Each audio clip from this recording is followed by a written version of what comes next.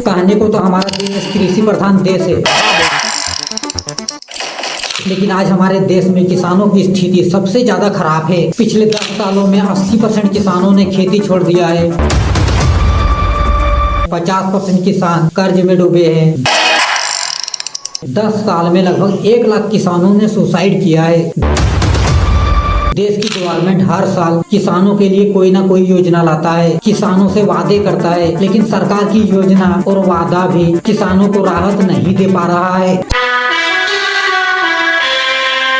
सरकार चुनाव के समय में कर्ज माफ करने का वादा करता है, एमएसपी बढ़ाने की बात करता है, फसल का सही रेट देने की बात करता है, लेकिन जब वादा पूरा करने की बात आता है तब सरकार सो रहा होता है।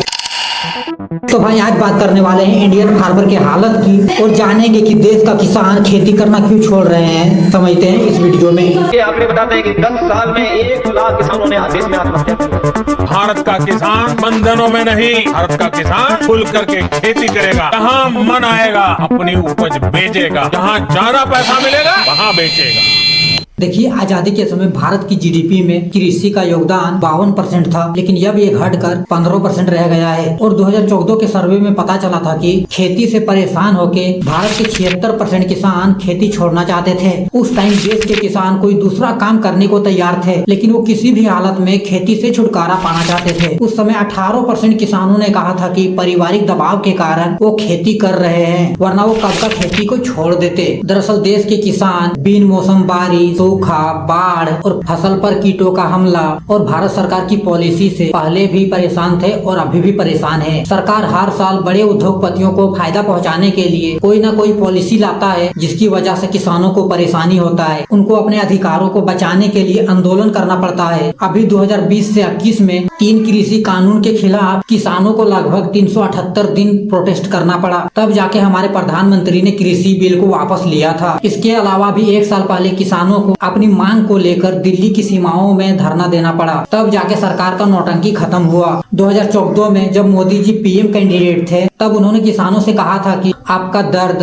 आपका संघर्ष और आपकी परेशानी मुझे कुछ अच्छा करने के लिए मजबूर करेगा। लेकिन चुनाव जीतने के बाद हमारे प्रधानमंत्री किसानों का दर्द, संघर्ष और परेशानी भूल गए। इसके अलावा साल 2016 में प्रधानमंत्री ने किसानों से वादा किया था कि साल 2022 तक उनकी सरकार किसानों के इनकम को दुगना कर देगा, और अपने लक्ष्य को पूरा करने के लिए सरकार ने कमेटी भी बनाया था, लेकिन कुछ हुआ नहीं। सरकार की कमेटी ने अनुमान लगाया था कि 2022 तक किसानों के आय को दुगना करने के लिए उनके सालाना इनकम में 10.4% का वृद्धि करना होगा, लेकिन सरकार का ही सर्वे बताता है कि किसानों का इनकम 2.8% ही बढ़ पाया, और सरकार ने जो सपने किसानों को दिखाया था वो सपना अधूरा ही रह गया। हालांकि भारत सरकार ने किसानों के जीवन को बेहतर बनाने और उनके आर्थिक संकट को कम करने के लिए बहुत सारी योजनाएं चला रहा है। सरकार ने किसानों की राहत के लिए प्रधानमंत्री कृषि सम्मान निधि योजना, प्रधानमंत्री फसल बीमा योजना, मिनिमम सपोर्ट प्राइस, प्रधानमंत्री कृषि सिंचाई योजना, और ये आप देख लेना। लेकिन इन योजनाओं का लाभ हर एक किसान तक नहीं पहुंच पाता है। ग्रामीण इलाकों में इन योजनाओं की जानकारी और इनका प्रोसेस किसानों के लिए आसान नहीं है। साथ में सरकारी योजनाओं के संचालन में भी भ्रष्टाचार हो रहा है। इसके अलावा ट्रांसपेरेंसी की भी कमी है, जिसके कारण एक छोटा किसान इन योजनाओं का लाभ नहीं उठा पाता है। बीजेपी वाले भाई खुद ही योजना लाते हैं और खुद ही योजना का लाभ उठाते हैं। देखिए, भारत के किसान ज्यादातर मानसून पर ही निर्भर रहते हैं। ऐसे में अगर टाइम पे बारिश हो जाए तब तो किसानों को राहत मिल जाता है, लेकिन अगर खेती के टाइम पे सूखा पड़ जाए या बाढ़ आ जाए या उस समय कम बारिश हो, तो ऐसे सिचुएशन में किसानों के आंख में आंसू तक आ जाता है। और पहले तो भाई टाइम पे बारिश भी होता था, लेकिन जब से विकास के नाम पे पर्यावरण के साथ खिलवाड़ होना शुरू हुआ है, तब से टाइम पे बारिश भी नहीं होता है, जिसके कारण हर साल कहीं पे सूखा पड़ रहा है, कहीं पे बाढ़ आ रहा है, कहीं पे आग लग रहा है, कहीं पे ओलावृष्टि हो रहा है, और इस तरह की आपदा से कहीं पे टाइम पे फसल नहीं हो रहा है, कहीं पे फसल बर्बाद हो रहा है। और जैसे तैसे करके अगर कोई किसान फसल उगा भी लेता है तो बाजार में बेचने का टेंशन हमेशा बना ही रहता है। मंडी में ब्रोकर के माध्यम से फसल बिकता है, जिससे किसानों को अपने फसल का सही मुनाफा नहीं मिल पाता है, और किसानों को मजबूरी में अपनी फसल को सस्ते दामों में बेचने के लिए मजबूर होना पड़ता है। ऐसे में किसानों का आर्थिक और मानसिक तनाव बढ़ता है, जिसकी वजह से कई किसान सुसाइड करने को मजबूर हो जाते हैं। किसानों के लाइफ में फसल उगाने से लेकर बेचने तक में टेंशन ही टेंशन है। इसके अलावा कर्ज का टेंशन तो रात को भी सुकून से सोने नहीं देता है। देश के किसानों पर लगभग 16.8 लाख करोड़ रुपए का कर्ज है और ये स्टेट वाइज लिस्ट है। आपका मन करे तो वीडियो को पॉज करके देख लेना किस राज्य के किसानों पर कितने का कर्ज है। देखिए, भारत के ज्यादातर किसानों के पास कृषि में निवेश करने के लिए पूंजी नहीं है। उनको ज्यादातर कर्ज लेके ही खेती करना पड़ता है। इसके अलावा पहले की तुलना में अभी किसानों के पास खेती के लिए कम जमीन बचा है। आजादी के समय देश का पॉपुलेशन कम था तो उस समय किसानों के पास जरूरत से ज्यादा जमीनें थी, लेकिन जैसे जैसे देश का पॉपुलेशन बढ़ा किसानों के पास से जमीन कम होता गया और आज भारत में किसानों की एक बहुत बड़ी आबादी के पास बहुत कम मात्रा में जमीन बचा है, जिसकी वजह से किसानों का प्रॉफिट कम हो रहा है या फिर उन्हें फायदा ही नहीं हो रहा है। लेकिन इसके बावजूद भी वो सिर्फ अपने फैमिली के गुजारे के लिए इस फील्ड से जुड़े हैं। उसके बाद छोटे किसान खेती के लिए एडवांस तरीके यूज नहीं कर पा रहे हैं। उत्पादन बढ़ाने के लिए टाइम पे खेती नहीं हो रहा है, जिसके कारण उत्पादन में कमी आ रहा है। लोगों को अपना फसल बेचने में प्रॉब्लम हो रहा है। किसानों को कभी फसल उगाने में जितना पैसा लगता है उतना भी कभी कभी मंडी में नहीं मिल पाता है और कभी कभी टाइम पे फसल को नहीं बेच पाने के कारण किसानों का फसल भी खराब हो जाता है, जिसकी वजह से किसानों को लॉस हो रहा है। लोग सुसाइड करने को मजबूर हो रहे हैं। भारत में हर घंटे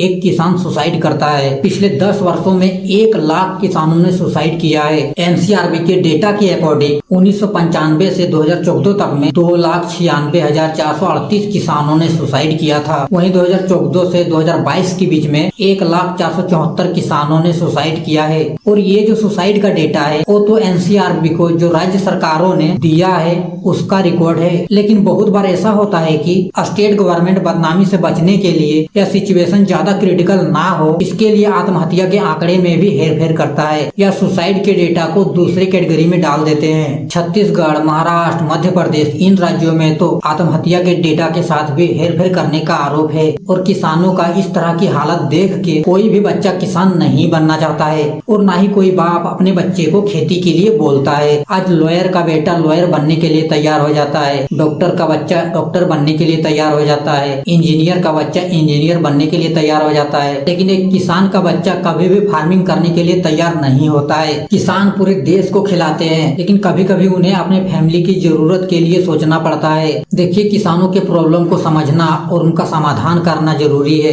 ताकि किसी भी किसान को अपना जान गंवाना ना पड़े। देश के किसानों को रीढ़ की हड्डी माना जाता है। देश के किसान न केवल अन्नदाता है बल्कि देश की संस्कृति और पहचान का अभिन्न हिस्सा भी है। किसानों के संघर्ष और मेहनत से ही देश के 150 करोड़ लोगों को खाना मिलता है। देश के 62% पॉपुलेशन को रोजगार मिलता है। इसके अलावा नाबार्ड की रिपोर्ट के अकॉर्डिंग 10.7 करोड़ परिवारों का घर चलता है। किसानों ने देश को कृषि क्षेत्र में आत्मनिर्भर बनाने के लिए हर मौसम में हर सिचुएशन से लड़के फसल उगा रहे हैं और आज भी हमारे देश के किसान कई तरह के दुख, दर्द और संघर्ष का सामना कर रहे हैं। और ऐसे समय में उनके साथ खड़ा रहना, उनके प्रॉब्लम को समझना और उनके हक के लिए आवाज उठाना हर एक भारतीय का कर्तव्य होना चाहिए। तो भाई, जय हिंद, जय भारत।